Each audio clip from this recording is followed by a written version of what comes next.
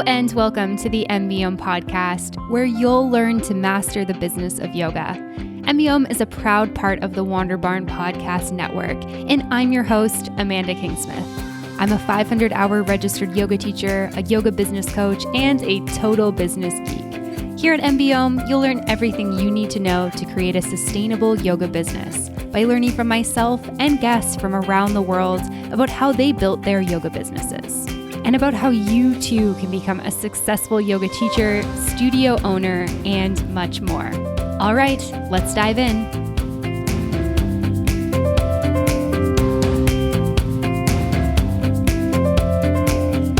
Hey friends, I just wanted to pop in and talk a little bit about MBM Behind the Scenes. When I entered the yoga world as a teacher, I was surprised by how many yoga teachers were struggling with the business side of yoga. And that's why I created MBM. MBM helps yoga teachers and studio owners become entrepreneurs. It helps you to go from surviving to thriving with your yoga business. I am on a mission to change the yoga industry, to teach yoga teachers and studio owners about the business of yoga, and to help you feel more confident, successful, and abundant. After releasing hundreds of podcast episodes, I want to create content that dives deeper into helping yoga entrepreneurs thrive and elevate their businesses. This is where MBM Behind the Scenes comes in. Each week, you will get bonus content from the weekly guest or myself, diving deeper into how you can take the teachings and apply them to your business. This podcast is designed for yoga teachers and studio owners who are ready to take it to the next level. If you enjoy MBM and have been looking for an affordable way to learn more, this is it. For the cost of 2 lattes per month, you will get never-before-heard content that you can't access anywhere else that will give you tangible ways to dive deeper into your yoga business. If this sounds like something you're interested in, let's dive in. Head on over to patreon.com/MBM Yoga and sign up to get behind the scenes now. Once again, that's patreon.com/MBOM Yoga to get all the exclusive behind the scenes content. I'll see you there. Hello, everyone, and welcome back to another episode of the MBM podcast. I am very excited and grateful that you've decided to join me for today's episode of the show. Today on the podcast, I am joined by Marissa Tolero, and she is a compassion-focused therapist and yoga instructor at the 200-hour level. She runs a virtual private practice working with women and the LGBTQIA+ community, where she integrates a personalized yoga practice, talk therapy, and guided meditation into every session. As a queer woman herself, she has a professional and personal understanding of what it means to hold these identities and use this knowledge to maintain a virtual space of safety and ease. And on this episode of the show, we get into how she first got into yoga, what inspired her to become a yoga teacher, as well as to combine that work with her work as a therapist. And we talk about what inspired her to start working with women and the LGBTQ+ community. We talk about the different offerings that she provides and how she creates inclusive and safe spaces for LGBTQ+ individuals and women. And we talk more generally in how we can start being more inclusive to the LGBTQ+ communities in our studios and in our teaching. So how, as a person who doesn't identify as LGBTQ+, how can you create a space as a studio owner or as a teacher where those individuals feel welcome? So we dive into that. And then, of course, we cover some of the biggest business lessons that she's learned throughout her career. Before we dive into today's episode of the podcast with Marissa, I just wanted to give a huge shout out to today's sponsor of the podcast, Offering Tree. Offering Tree is your number one-stop shop for all things yoga business. They can help you with your website, your booking system, your payment system, your email newsletter, online memberships, courses, and more. Stay tuned because I'm going to tell you a bit more about them and how you can get a discount if you want to get started a little bit later in this episode. But for now, let's get into the interview with Marissa. Here she is. Welcome to the show today, Marissa. I'm really excited to have you here with me today. Thank you so much for having me, Amanda. Yeah, absolutely. I am thrilled to be having this conversation with you. And I think a good place to start is to hear a little bit about your yoga story. Can you tell me a little bit about how you first got introduced to yoga? Absolutely. Thank you. Thanks for asking me. So I was one of those kids that was bouncing around the house, and my parents decided to put me in gymnastics. So I was very young, and I think I was like, I don't know, 4 or 5 years old. I started gymnastics and it became serious and competitive. And so for a good part of my childhood, I was a competitive gymnast, and I got injured around the age of 14. And so I had, kind of started exploring kind of life without gymnastics and without this intensity of the type of movement and work with my body that I had been doing. And so I spent kind of the next several years, in a way, recovering from all those years of gymnastics and kind of the physical trauma on the body. And by the time I went to college at 18, I grew up in Northern California. I moved to Southern California to go to college.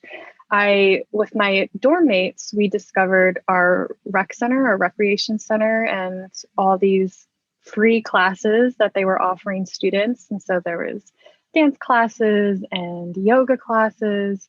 So we signed up for like all of them. And yeah, so that's kind of when I started my physical practice of yoga and really discovered it. I'd heard of it, but didn't really know what it was about. And so it kind of became this like weekly ritual, and I've pretty much practiced it ever since then. It did, like most folks, it took a bit for it to move kind of into a spiritual practice and like a mental practice as well. And, I think that happened a few years later, just of consistently attending the yoga practices. I finally went to, and now I imagine that it was probably more of like a restorative type of class that I ended up going to, and I didn't know what it was. So it was more slower paced and introspective. And there was a great deal of meditation, I recall, in this particular class at the end. And I had never really meditated before, even though I had, of course, been going to yoga classes and doing the shavasanas and all that. But yeah, and so that was kind of, I remember this really profound spiritual experience in that particular class, which was, like I said, a few years after I'd kind of started attending yoga. And then kind of when I started discovering how much it helped with my mental health was a few years later. I had moved to New York for grad school, and I ended up leaving a relationship that I only realized after the fact was abusive. And pretty much as soon as I left the relationship, I found myself going to this studio in Harlem literally every day. And it wasn't like I was like, oh yeah, yoga is good for my mental health. It's like a self-care tool. Let me do that. It's just, I was just going, and I just felt good, and I felt powerful, and I felt free. And I think I went for like 28 days in a row. And so Wow. that was like, even a few more years later, where yoga officially kind of became part of like my healing process and my mental health and maintaining my mental health. So it's kind of been this gradual, meeting and introduction with yoga, and kind of these different layers that I don't think I could have accessed those layers without the previous ones before. Yeah, I love hearing that. So thank you for sharing your story with myself and listeners. And I'm curious, like, at what point in your journey did you feel like, okay, I want to take the leap and become a yoga teacher? That was definitely more recent. I had been very kind of focused on the trajectory of becoming a therapist and studying psychology and mental health. And I think it was kind of around that time that I had exited that relationship, and I kind of was realizing how important yoga was in my life. And this was maybe 5 or 6 years ago. And I started to have this very small idea in the back of my mind of integrating yoga and therapy and talk therapy. I was starting to be able to zoom out and see how important both of those had been in my life. And so I thought, how cool it would be to be able to offer both of those in some way, combining them together for people. I had no idea what that looked like and what that meant. But I had this idea, I remember like 5 or 6 years ago. And, over time, as that idea just grew more and more, it became very clear that I would, if I was going to try to do that, obviously I'd have to get certified as a yoga teacher, in addition to the work I was doing to become a licensed therapist.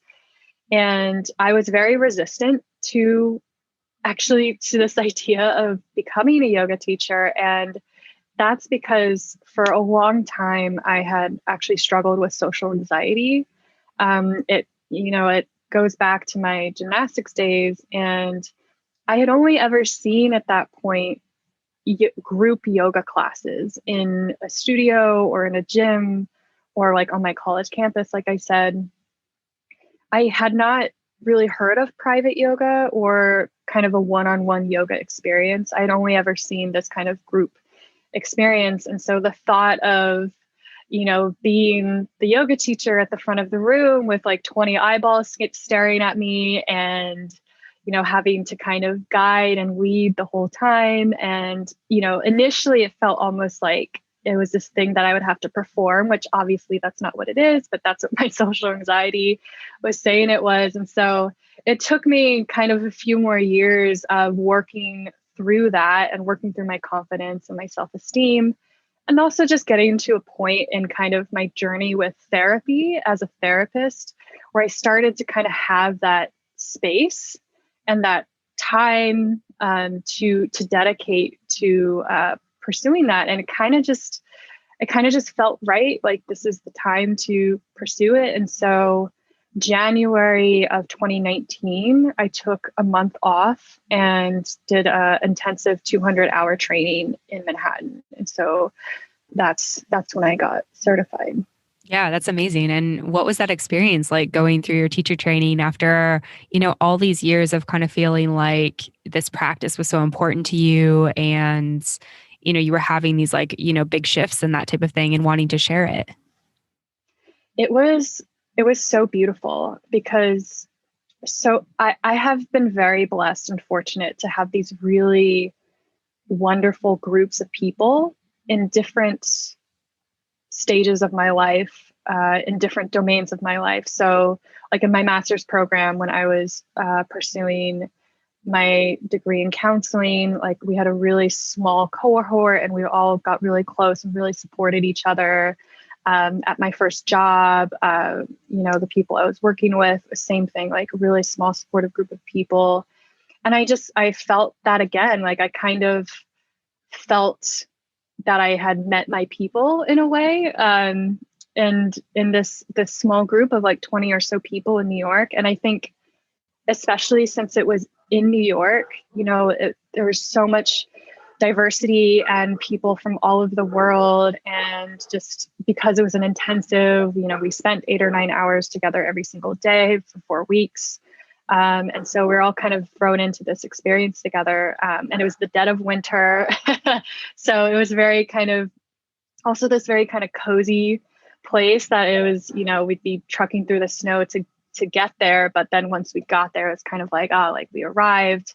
And like I said, I was fortunate that it was kind of the right time of my life where I was ready to receive that information, and to really absorb it.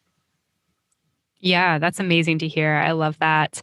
And I'm curious if you can talk a little bit about, your career and what you've been doing over, I guess, the last almost 2 years that you've been teaching. Mm-hmm. Yeah. So like you've heard me talking about, I'm also a licensed therapist at this point. And like I said, for a large part of my career, I was just focused on that. And, getting the training, getting the hours, taking the tests and getting the license.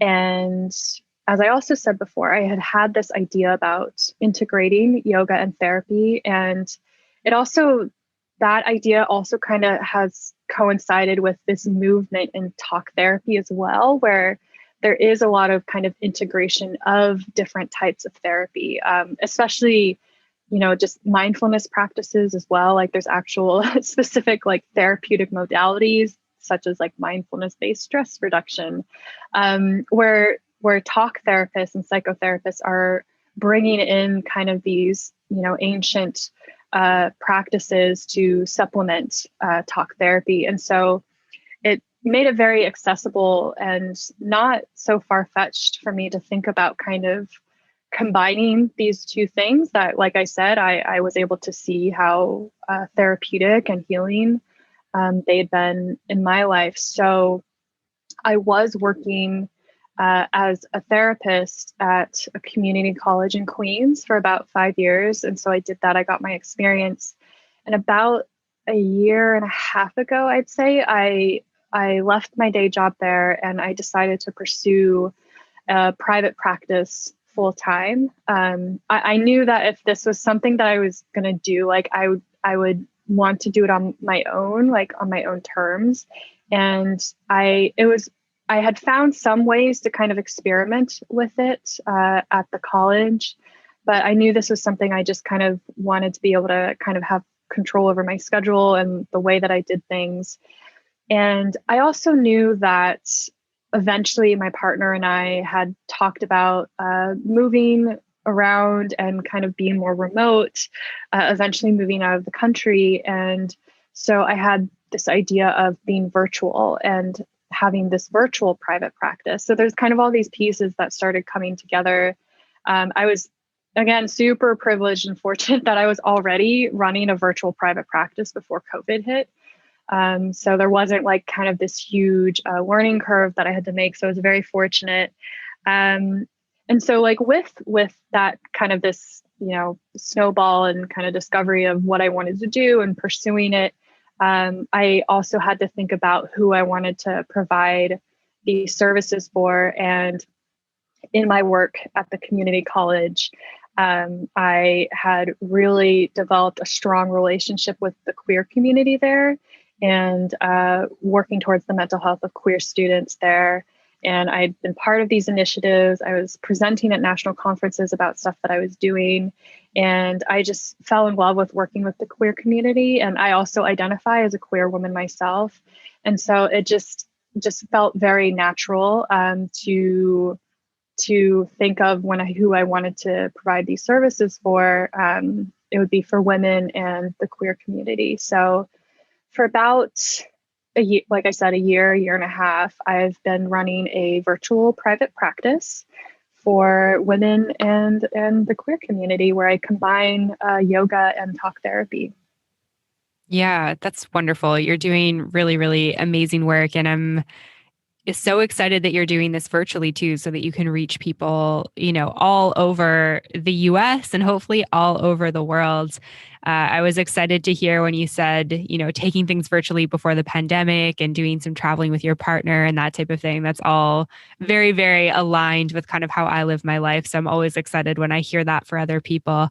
And I'm curious if we can dive into a little bit about the niche that you've chosen working with women and the LGBTQ plus or the queer community, and just kind of like, what is it like working with these types of people? And what are some of the benefits that you're seeing like from offering these practices of yoga and talk therapy and that type of thing to this community? I'm biased, but I think it's the most beautiful experience working with queer folks and with women. I think that a very, with any kind of marginalized community, there's gonna be a lot of pain and there's trauma. I mean, of course, that's not necessarily a given, but just inherently by being marginalized, that is part of the experience, and a lot of silencing of their voices and their experiences. And so, like I might meet people who have, they've been working on their mental health for a long time and their spiritual health and emotional health and stuff like that. And so we kind of, meet at this point, and it's more about kind of maintenance and kind of even, developing their practices even deeper and stuff like that. And I also have plenty of folks who have, never tried therapy before, never tried yoga before.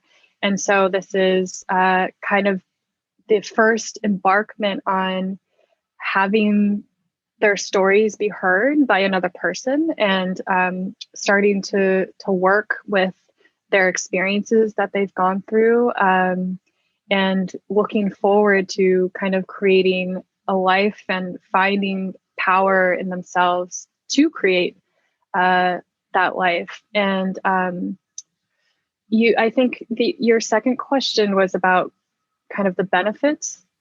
Is that correct? Yeah, just like, yeah, from working with that type of community. And with that, I kind of mean like you touched on this a little bit already, but just this idea with marginalized communities and particularly with the queer community.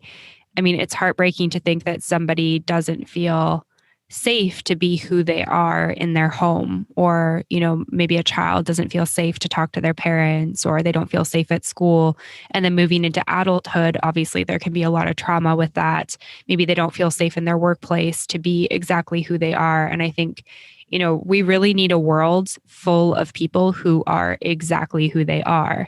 Like, that's how I think we're going to thrive as humans. And I think one of the benefits that I've found for myself with yoga is that yoga kind of gives me this safe space to discover who I am and build that confidence to, be who I want to be. And, in my particular story, that was more around like kind of, reshaping the mold that I was kind of fit into as a kid. Like, you're going to go to school and university, then you'll get a full-time job, get married, have babies, buy a house, you'll work as a middle manager for the rest of your life. And for me, yoga really helped me discover like, that's not at all who I am. And I need to kind of like shed this skin and be my true self. And I'm curious if you could talk about just kind of what you've seen, particularly with women and with the queer community in that way. Right, right. Well, I definitely think that's a lot of folks will connect to that experience, queer or not, and definitely in the queer community, because, queer folks, like we receive all the same messages as well. But on top of, being told that, we're kind of expected to, get married and have kids and stuff, it's like that also might very much contradict or just like feel like that's not even who we are. So there's kind of this added layer of like, well, how do I realize this person who I know that I am that doesn't necessarily want to marry who I think my parents want me to marry, or have kids in the traditional way that, my family or my community is expecting me to have kids, or, how I'm going to express myself the way people think that I can express myself. And so I think especially in this one-on-one work, I think it really allows folks, the ability to take up space as they are. And because it's virtual, like everyone's in their home. Sometimes people, I've been doing sessions where they're like at a park or at the beach, which is so awesome. Yeah, that's amazing. Yeah. Like that's definitely a really cool part about doing the virtual thing. But, they're in their safe space. And so, and sometimes like, especially when you've grown up feeling like you can't take up space, and like you are not entitled to exist as you are, and just kind of constantly suppressing and oppressing yourself. If you were to show up in the room, even with someone else, like physically, or a group of people, as much as you may want it, it can also be really scary, because you have kind of just learned that, the world and people that you don't necessarily know are not necessarily safe. And so I think there's something about kind of this virtual experience and the one-on-one experience that kind of makes it more accessible for folks to start to feel a little bit more comfortable. Of course, there's still plenty of work, and that's not always the case. But yeah, I think that's definitely part of it. And then also, especially with women and queer folks, and especially with folks of color, we a lot of the time are disconnected from our bodies. As you know, everyone is. We live in such like a capitalist world, which is just focused on success and go, go, go, and all these things. And so it's very inherent to that is, you know, it's easy to not be connected with your body and to just kind of stay in the mind and just keep your head down and do what you need to do. And then, but I think on top of that, when you are from a marginalized community, you know, these systems of power like white supremacy and patriarchy and heteronormativity, stuff like that, part of the way that oppression and kind of keeping communities in control, and this actually applies to like abusive intimate relationships as well, is this idea of kind of keeping the other person or keeping the community disconnected and keeping folks busy and kind of in this constant state of survival. Because think about how powerful it is to connect with your body.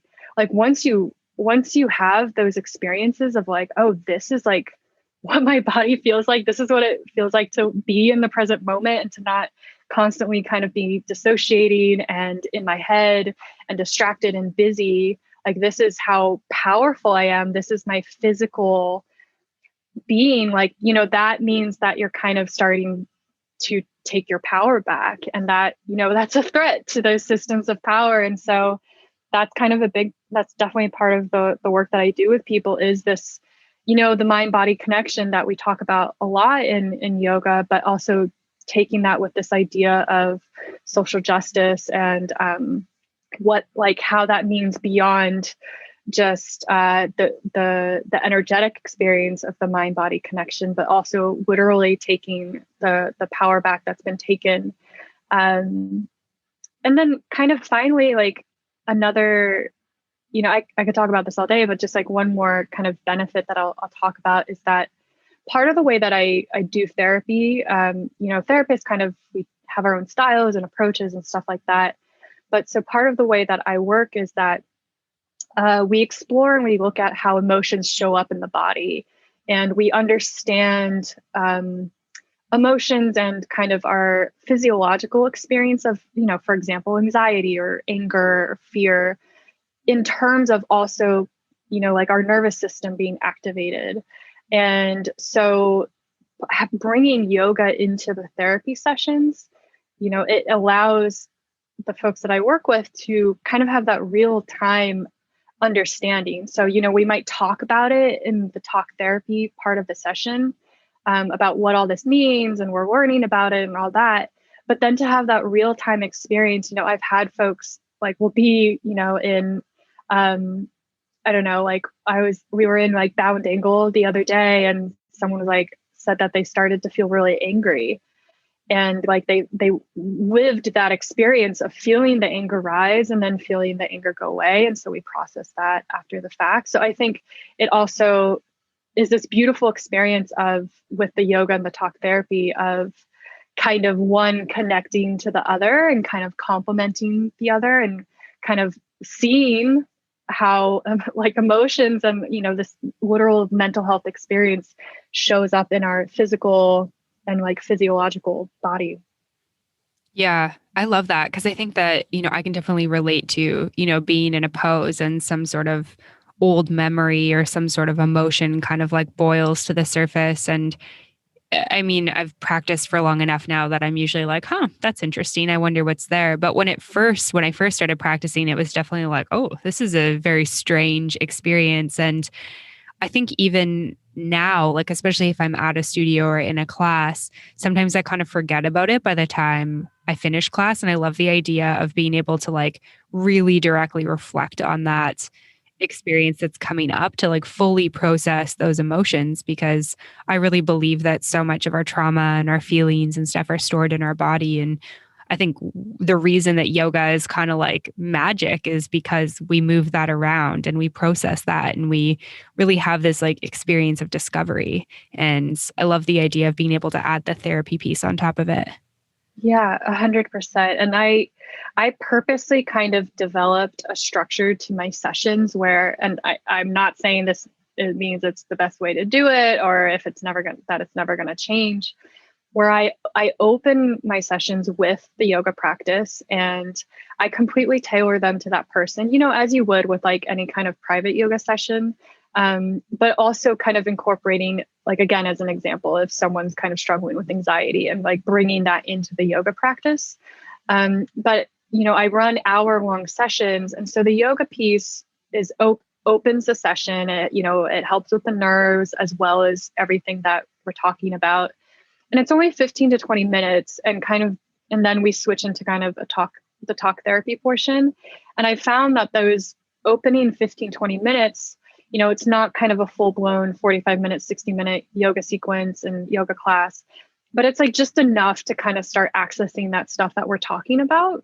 And so then we can kind of process that and relate it to, the person's daily experience and what they're struggling with in kind of the talk therapy portion. And then I bookend the sessions with like a few minutes of guided meditation, just to kind of bring us back to, the present moment. And after we've done all this kind of talking and processing and kind of, bookending and helping them kind of reset and get grounded for the rest of their day. So.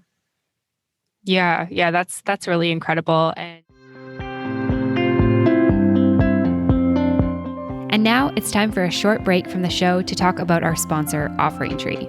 If you're interested in finding an all-in-one platform for online or in-person teaching, then you should definitely check out Offering Tree.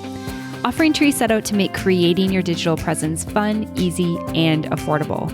With one click, you can build a website, run online or in-person live classes, sell pre-recorded classes, manage memberships and packages, and much more. Communicating with your students is seamless and easy with their automated email system and email marketing tools. Already have your own website? No problem, because Offering Tree can embed seamlessly into your existing website. They're always adding new features to their platform to make it even better. They just recently released the online store feature that lets you easily sell digital content like yoga videos, challenges, and courses right from your website. If you're looking for a single platform to take care of all of your online and in-person teaching needs, then visit offeringtree.com/MBM. Offering Tree has been supporting MBM for over a year now, and I not only love the product, but I also love the people. Offering Tree is providing special pricing for MBM listeners, so be sure to visit offeringtree.com/MBOM. That's offeringtree.com/MBOM to receive the discount. All right, now back to the episode. Definitely keen to hear more about the private practice side of things. But one of the things I think is really important that I'd like to talk about is the idea of making our communities more inclusive, and specifically our yoga communities. So our studios, our classes. And, I think this mostly goes towards the heterosexual teachers listening and the heterosexual studio owners listening. Like, how do we create safe spaces and inclusive spaces for the LGBTQ plus community? Mm-hmm. Yeah, so I have several kind of suggestions and tips, but I want to start off with acknowledging that while I do identify as a queer woman, I also identify as cisgender. And so some of the suggestions I'm going to offer are ways to be more supportive and inclusive of trans folks, non-binary, and GNC or gender non-conforming folks as well. But I want to emphasize that I'm speaking from that position of privilege of being cisgender, and ultimately, like, those suggestions and tips should come from those communities. But this is from my 7 years or so now of working with this community, from what I've witnessed and studied and everything. So it's kind of as fully informed as I can get while not being part of those specific communities. So I just wanted to kind of start with that disclaimer. Mm-hmm, but of I course, think, thanks for that. Yeah, of course. So, like, number one, a very kind of basic thing is just language and thinking about the language that we're using. Of course, in the classroom, like as we're speaking to students and throughout the yoga practice, but also, like visual language that are kind of like on the walls in the studio space, in the gym. And, a big, of course, for folks, especially who are GNC or NB, non-binary and trans, pronouns is, a very affirming part of the identity, and getting those as they identify. And, I think not necessarily assuming that someone identifies with a particular pronoun based on how you're kind of interpreting the way that they're expressing their gender. And so using kind of gender neutral language, or, if it's a more kind of intimate, maybe workshop experience where you're actually collecting people's names and, emails and stuff, is you can throw on a column asking for their gender pronouns, and not using the term preferred pronoun, which is, that means that there's kind of a choice in the matter. And, it's just someone's gender pronoun. This is how they identify. And, when I get clients and stuff, like, that's always part of my intake information, is knowing that their pronouns. But of course, if it's kind of like an open public yoga class and you're not necessarily going to have everyone's names, you can use gender neutral language like they, them, theirs, or not, if you're doing like a Dharma talk or something, or you're opening and you're not like trying to avoid like binary assumptive language. So for example, instead of saying like ladies and gentlemen, which, obviously assumes kind of the gender binary, using just, language like friends, or, like yoga family. I love to just call everyone a yogi. So, like my fellow yogis, and of course the always reliable everyone, like, hi everyone. And, not also with language, not necessarily, again, assuming someone's gender identity or sexual identity, like no matter who if you end up with a conversation with someone and they're talking about a partner or something, and, I don't know how much folks end up speaking with students and all that and getting to know them, but not necessarily assuming their sexual identity. And so, like I was saying, also kind of labels and stuff around the space as well. So, for example, like yoga clothing, not identifying clothing as like women's clothing or men's clothing, and just because there's like a built-in bra, and this doesn't mean that the person who's going to wear it identifies as a woman. So that's one, kind of just thinking about language, and that stuff. Thankfully, these days it's pretty accessible to kind of just research, or if you know anyone that is informed and can kind of talk about that.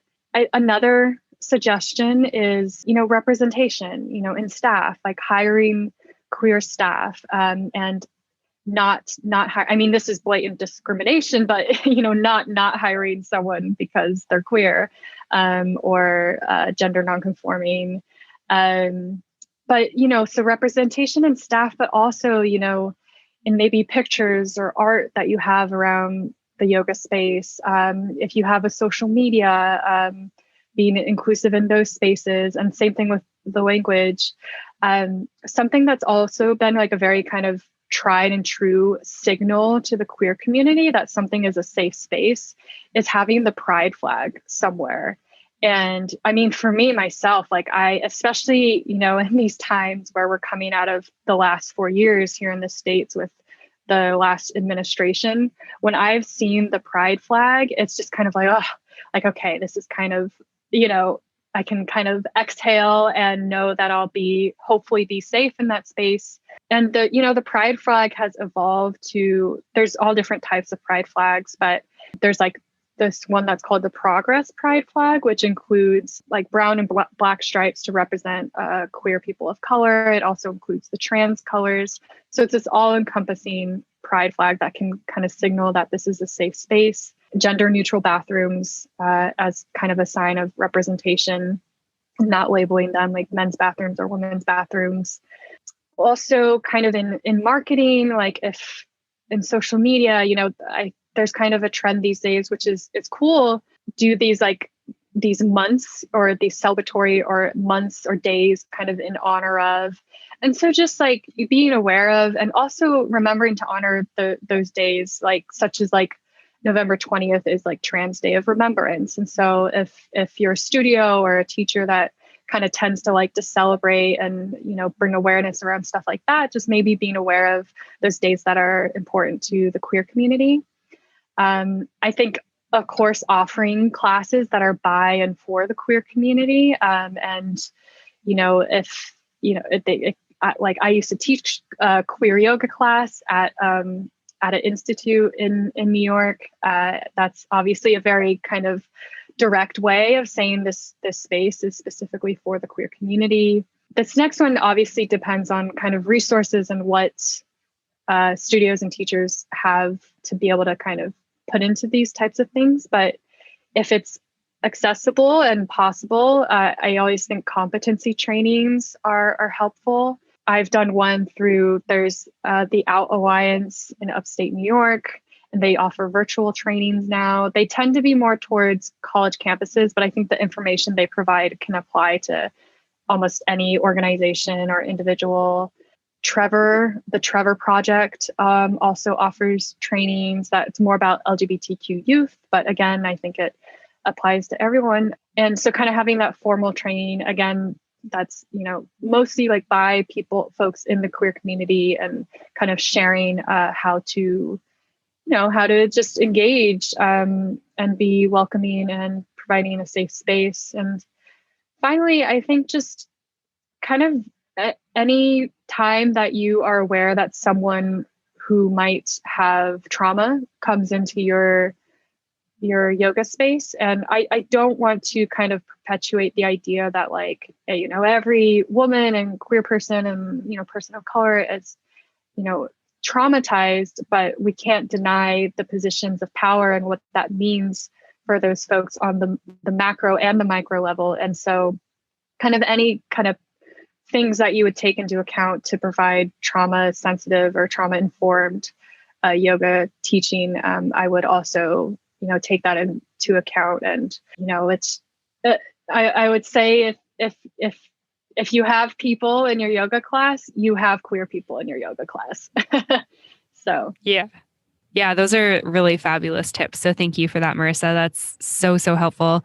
One thing I wanted to clarify was around the hiring. And I'm curious how, I guess, because I feel like, obviously you don't want to ask somebody that in an interview, right? Like, and maybe this is a stupid question because like, to me, it doesn't really matter who somebody wants to be with or how they identify in that way.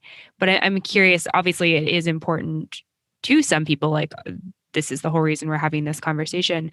But how do we hire without it being like, hey, we're looking for queer teachers, or like, what is the proper way to kind of go about that? Right. I think, I was actually listening to your podcast the other day about like working with BIPOC communities. And I think it's very similar to that conversation, obviously with different experiences, but I think it kind of starts with just embodying that, and like showing that you're a safe space, and being visible about it. Like, don't, because they're over the decades and, millennia, there's been stigma about identifying as queer, and even being, an ally and being adjacent, to queer communities. And so if you are openly an ally, if not part of the queer community, I think that queer teachers will be drawn to those spaces and will know that it's a safe space to apply for and interview for. Obviously, you don't want to ask someone any questions about that. But I mean, and then kind of the other half of like what I'm saying is just don't be blatantly discriminatory. Like if you are starting to interpret someone's gender identity a certain way, based on the way that they express themselves in the job interview or whatever, and maybe it makes you feel uncomfortable, that's really time for you to start looking at your biases and why that's making you uncomfortable, and to not let that get in the way of someone's, resume and their experience and all that. So again, I don't think it's like, there are studios that are very much kind of directed towards the queer community, or the programming is very specific to queer folks. So, you might hear them say that they're looking for like queer identified teachers. But other than that, yeah, it doesn't have to be kind of this big thing about like, we need kind of that token queer person to show that we're all inclusive, but just kind of by living and embodying that, it'll draw people. And then once you're in the room with them and interviewing them, just, yeah, everyone's just another person with experience and a resume. Yeah, 100%. That totally makes sense to me. And I feel very aligned with that. And I was thinking too about how, the other things that you talked about, like, having the pride flag and, having washrooms that are just for all genders and those other types of tips to make people feel safe, I think hopefully would make a, queer identified yoga teacher feel safe to apply for a job there. I was thinking too, maybe like on your job posting, you can just put something about, like being open to all types of people, or I think there's like phrasing for that that's probably more eloquent than the way that I put that. But I've seen lots of things where like, we hire based on like who you are, not the color of your skin or your sexual orientation or your gender or something like that. Which it's kind of heartbreaking that we live in a world where that needs to be said. Like, I think the goal should be that it's just obvious that that's the case. And that's part of the reason why I asked, because to me, that's like, if I was interviewing somebody, like that's just not something that's important to me. It's who the person is and how well they can do that job. Right. And that they're going to show up for classes and teach the students. But unfortunately, we're not quite there in the world. So being able to show and make the communities inclusive is so important right now. Absolutely. Absolutely. Amazing. You've shared so much good stuff in this interview, Marissa. You are such a wealth of knowledge and you have such a beautiful business that you've created. I'm curious if you can share any business lessons that you've learned throughout your career so far. I think one that, I heard it, but I heard it time and time again, but it took me a while to kind of absorb it, is this idea of kind of always being a student. It's like I said, maybe your listeners haven't heard someone say that to them, but I heard it a lot just when I was first starting my business and researching and kind of just learning about being a business owner. And I think for me personally, it also kind of feeds back to this social anxiety that I have worked with throughout my life. But I felt this pressure to be, an expert therapist in everything I was working with my clients, and same with yoga. And, while the training and experience that I received as a therapist, and same thing with my 200-hour training, of course, I learned so much and it was such a wealth of knowledge, but, of course, that's not going to cover, 5,000 years of yoga, and it's not going to teach me everything that I need to know for every person that I'm ever going to work with in the future. And I think taking that pressure off of myself to know everything about, a specific struggle that someone's bringing to therapy, or, like I said, with yoga, that has helped significantly.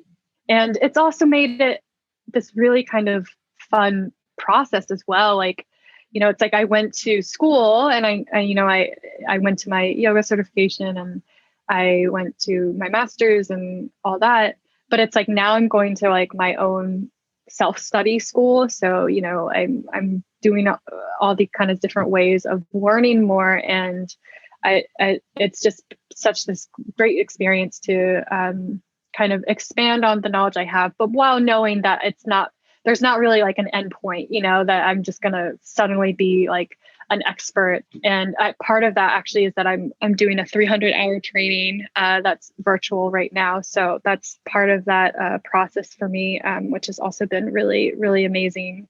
So yeah, so I think like, taking the pressure off of having to be this like expert or whatever it is that you're doing. I also think just kind of listening to your intuition and your energy in your body, especially in the yoga space. This is something we can practice that on the yoga mat, but can we practice that with our business? And can we practice that with our daily lives?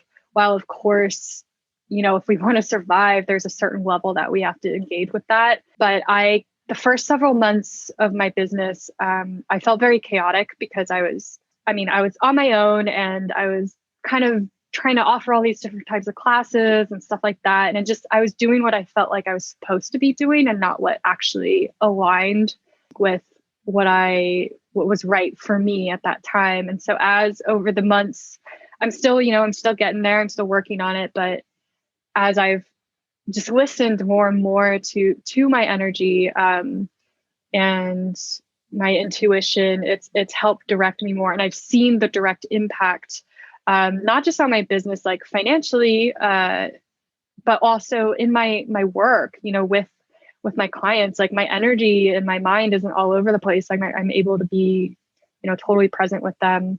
And I think like finally this idea of kind of trusting yourself and enjoying yourself. Like, I think, again, kind of going back to what I was talking about, like living in this world with systems of power, like white supremacy and patriarchy and stuff like that, is this ability to trust, especially as like queer folks, women, people of color, like being able to trust ourselves to run a business, and that, that we can do this and we have the ability to do this. Like a lot of the times that's taken away and we're kind of told what we're able to do or not able to do.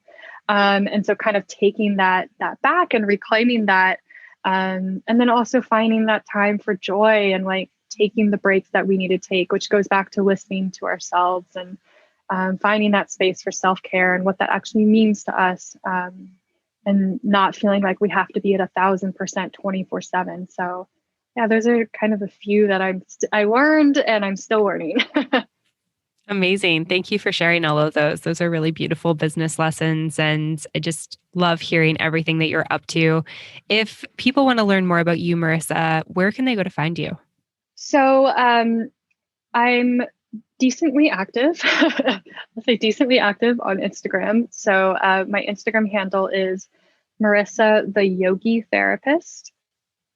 So Marissa THEYOGI Therapist, THERAPIST.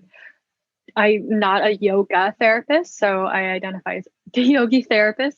And then also my website is just my full name, Marissa Tolero, MarissasTolero.com. Amazing. Thank you so much for your time today and for this incredible conversation. Keep up the amazing work that you're doing in the yoga space. Of course, you too, Amanda. Thank you so much for having me. All right, friends, I hope that you enjoyed that episode of the podcast with Marissa Tolero. Make sure you go and check her out and all the wonderful work that she is doing in the yoga space. And one of the things that Marissa talked about in this episode of the podcast was how important running privates are for her business and for making her classes more accessible and inclusive to people who maybe feel uncomfortable in a regular studio space. So Marissa and I continued this conversation on MBM Behind the Scenes, and we talked about running a virtual private practice and some tips for how to do this if this is something you'd like to do, what the benefits of it are, what the pros of running this type of business are, as well as how to get started. So if you've been thinking that you want to add a private practice element to your yoga business, I would definitely recommend checking out this episode. You can get access to it at patreon.com/MBM Yoga. Along with this episode, when you sign up, you get access to all of the other episodes. And there are over 20 episodes there already, so there's lots to listen to, and you get all of that for the price of like 50 cents per episode. And you can cancel at any time. So once again, that's patreon.com/MBM Yoga. I'd love to see you behind the scenes. A huge thank you to this week's sponsor of the podcast, Offering Tree. I am so grateful that they support the show, and I'm so grateful for you for going to check them out and for supporting them.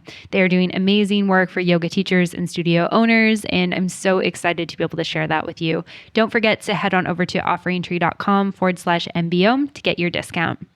All right, friends, thank you so much for listening to today's episode of the show, and I will see you next week. Bye for now. Thank you so much for tuning in for this episode of the podcast. To find links, notes, resources, and everything mentioned in today and all episodes of the show, you can head on over to mbomyoga.com. You can find the podcast and myself on Facebook and social media at Mastering the Business of Yoga. And I would love for you to join the private Facebook community, Yoga Business Badasses. If you have any questions, comments, or feedback, please make sure you reach out to me at info@mbomyoga.com. And last of all, if you enjoyed this episode of the show, please make sure you hit subscribe and leave a review for the podcast. It would mean the world. Thanks so much for listening, and I'll see you next week. Namaste.